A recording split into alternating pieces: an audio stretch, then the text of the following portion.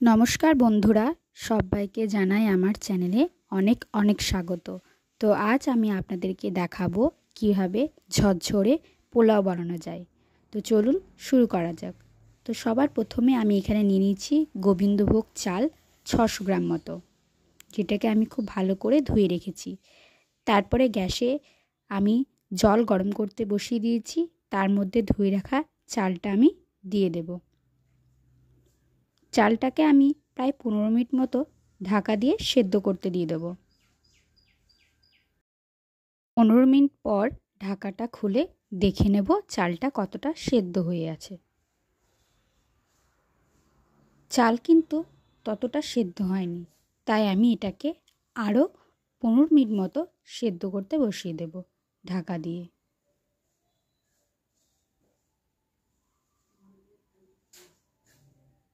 তারপর আমি এটাকে একটা এরকম ফুটো ফুটো বাটির সাহায্যে আমি মাঠটাকে ঝরিয়ে নিয়েছি।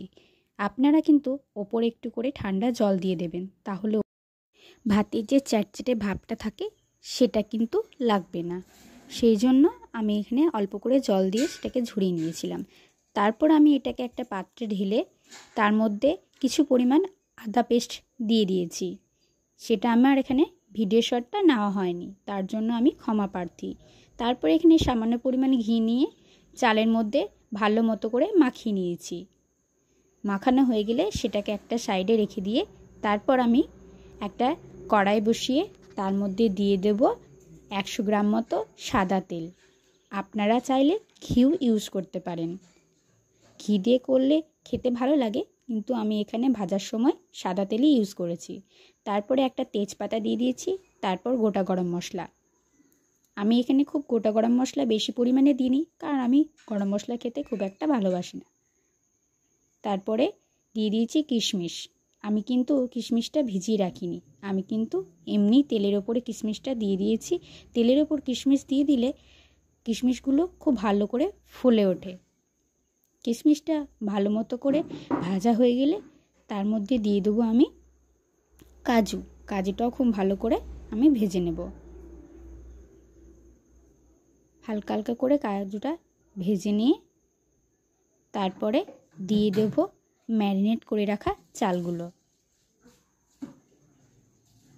অল্প অল্প করে চালগুলো দিয়ে তারপর ভালো মতো করে এটাকে নাড়িয়ে নিতে হবে।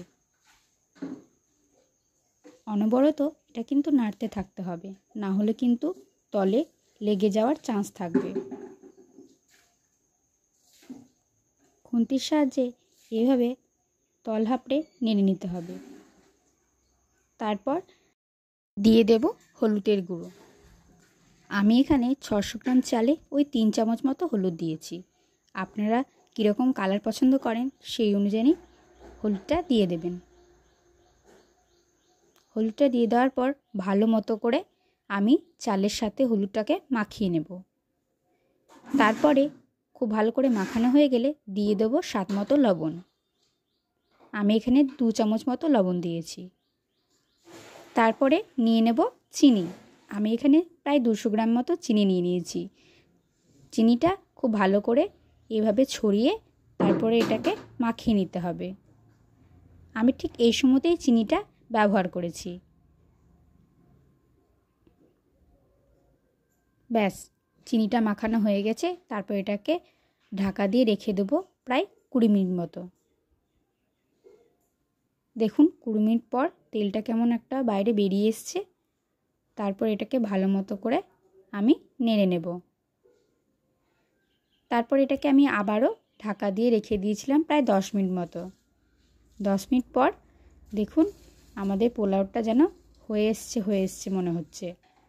তারপর এইভাবে ভালো মতো করে এটাকে তল হাপড়ে নেড়ে নিতে হবে।